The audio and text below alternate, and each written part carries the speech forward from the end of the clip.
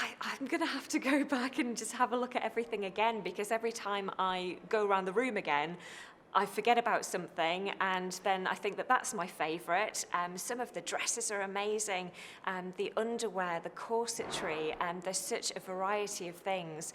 Even the capes and the suits. There's several suits, and I love the fact that people have reimagined these things in such different ways. When people have chosen the same original garment, there's no two that look anywhere near the same. Completely different fabrics, different cuts, different purposes.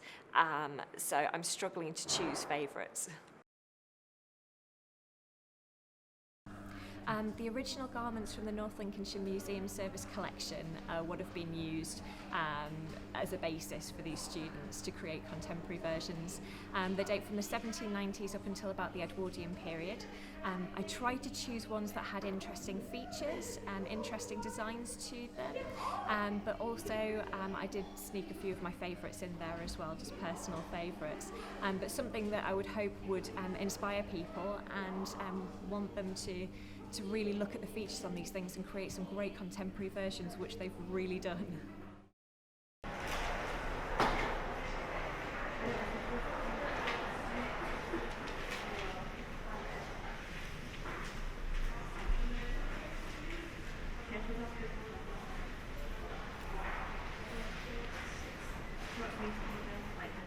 My name is Gloria Porter.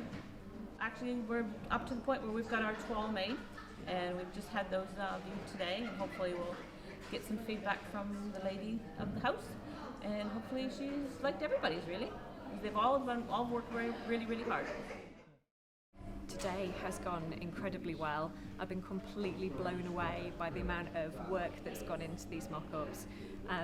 It's more than I could have ever hoped for, and the talent from these classes is just absolutely outstanding. I chose to do the cami knickers, the old-fashioned set of ladies' undergarments. Well, I just like the idea of taking something that was used to be taboo to be seen and bringing it out into the forefront and letting people see that, hey, there's nothing wrong with having a little bit of fun along the way. So it's like set up on it.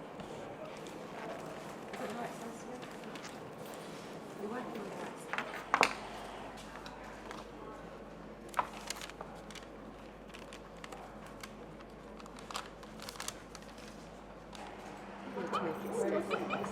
Oh, right.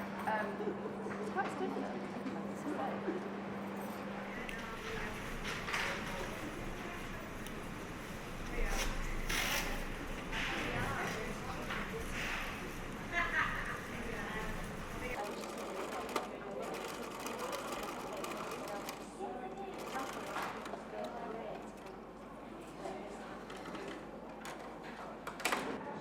Well, I actually thought it was like the most ugliest one of them all, but it had so much like design features on it and so much going on with the garment. I just knew that I'd be able to do a lot with it, to change it round and to brighten it up. I mean, it's a lot different from the dress, even like the colour and everything.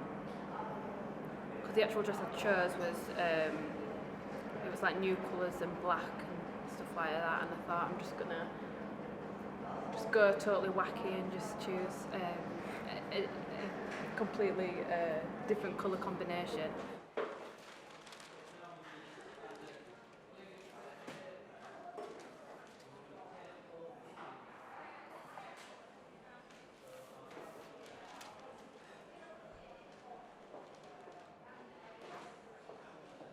What were the design features which made you select the original garment? Pleats. All the pleats. You know, on the edge of the hem and on the bottom of the skirt, the really sharp pleated ruffles, yeah. And I don't know why I like them so much, but it's just aesthetic. And when I saw them on this like 18th century riding jacket, I'm like, yep, I don't care if it's brown, I'm going for that one. And like ruffles and lace, lots of lace on that one too. Well, I selected a gentleman's silk suit from 1790, and I selected it because I love tailored clothes. It was very tailored and obviously handmade from that era. I really like the ruffles and the star lines and panels on it, and I wanted to choose that to make it different because originally it was a child's dress, but I wanted to make it into an adult dress. The collar and the sleeves. What did you consider when you were designing a 21st century contemporary garment collection influenced by the original historical garment and the selection of fabric? It was a very formal silk suit, and I wanted to keep the formality, so I chose to do evening wear, ladies' evening wear. So I took the gentleman's suit, adapted it with a feminine edge, and I chose satin and a velvet devore fabric as insets, and then embellished it with crystal buttons. I chose like a more modern colour than the actual garment, so it's like brown and beige and old. So I made it pink, yeah. And fastenings, I made the back more contemporary with like a tie back instead of like buttons and old-fashioned stuff. I considered the ruffles from the original garment, but I felt like they were a bit outdated for the 21st century, so decided to make the panels different, and instead of ruffles I added the tucks and the oversized embellished section on the front.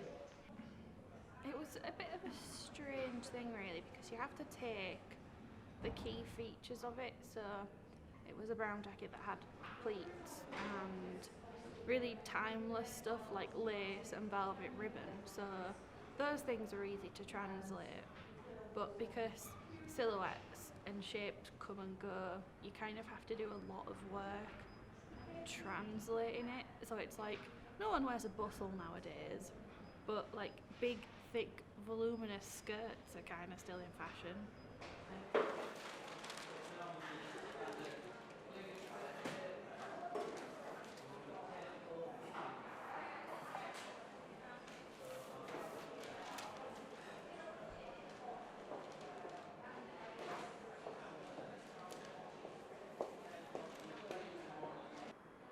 I'm going to have to go back and just have a look at everything again, because every time I go around the room again, I forget about something, and then I think that that's my favourite. Some of the dresses are amazing, the underwear, the corsetry, there's such a variety of things. Even the capes and the suits. There's several suits, and I love the fact that people have reimagined these things in such different ways. When people have chosen the same original garment, there's no two that look anywhere near the same. Completely different fabrics, different cuts, different purposes. So I'm struggling to choose favourites. Seeing the twirls was really exciting because I've never been in this situation before, when so many people have presented such interesting, unique, exciting designs, and seeing them in their twirl format, I thought that I could very easily imagine what they were going to look like in their finished design. And it's turned out that not only have people had to change various things because of various obstacles that they've come across with the materials, fastenings, things like that. So naturally, through that sort of evolution from the twirl to the finished garment, things have naturally changed.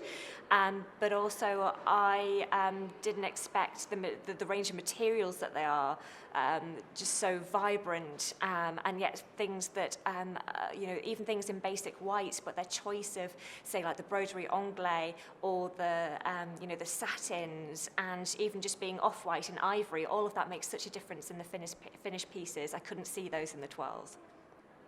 Pleased with the final outcome. Why do you consider it answers the challenges set by Normanby Hall? I am pleased. I like it, yeah. On the brief it said avant-garde, so I gave it a strange collar. I'm very pleased with the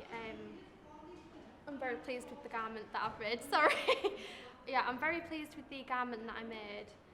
I feel like it fits the brief because the original collar was just a normal fold-over collar, whereas I've made it really exaggerated to fit with the brief that they set. I'm really pleased with the final garment. I think it really fits the brief, hits the brief very well.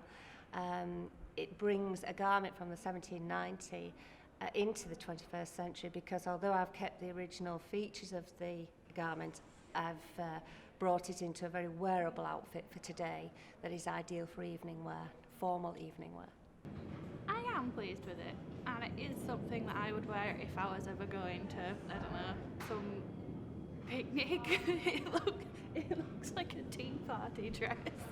I think it answers the brief that we were set, because you can still tell what the original item was, but in like a lot more modern colours and silhouettes, even if it still kind of looks historical.